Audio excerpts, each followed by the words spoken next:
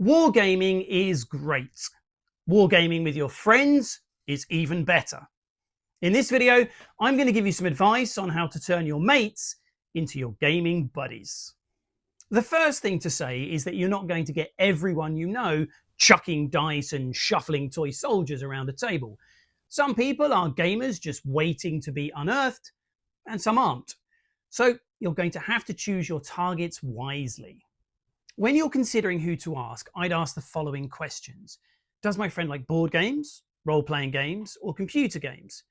Do they like a particular genre, such as fantasy, science fiction, history, or whatever it is that you're into with your gaming? If you get 2 or more yeses, then I think you're in business. You next need to ask yourself which particular part of the hobby will most appeal to your friend. Will it be the painting and modelling? Will it be the social nature of playing games, or the competitive element of going head to head with someone? Perhaps you think they'll really like the lore. Whichever it is, you need to decide which is going to be the most enticing.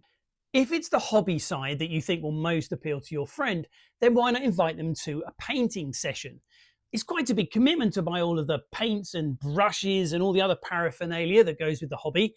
If a friend can let you use theirs the first time you want to try it out, then you're much more likely to have a go. If you are going to try this, then I'd recommend pre-shading a model for your friend to have a go at.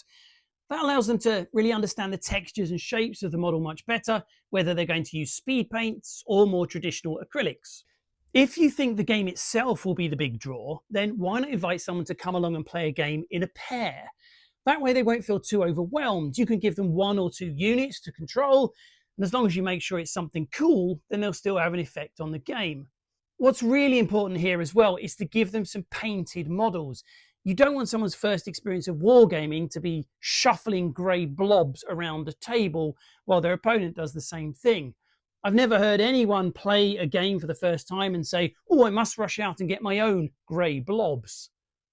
If your friend is a role player, or perhaps somebody who just reads lots of books, then introducing narrative elements to your game will make it much more interesting. A great choice here will be a game like Silver Bayonet. But of course, you can add narrative elements to any war game, and suddenly you've got characters and motivations and a reason for all the fighting. That's going to make it much more engaging for your friend. However you get there, you're going to need to choose your first game carefully. Start small in terms of both model count and game length. It's much better to leave them wanting more than to let the game drag on. Zone Wars or The Walking Dead All-Out War are both great choices. Alternatively, you could try an IP game such as the excellent Halo Flashpoint. It doesn't have to be a skirmish game though. Kings of War Ambush works brilliantly as a first game because you've only got 3 or 4 units aside on a very manageable 3x3 board.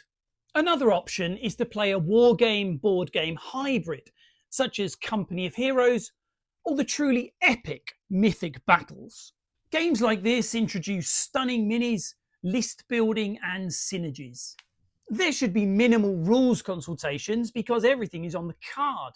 Plus, you don't have any range rulers. It's much easier to move around. Now, it's only a small step from a game like this to true wargaming.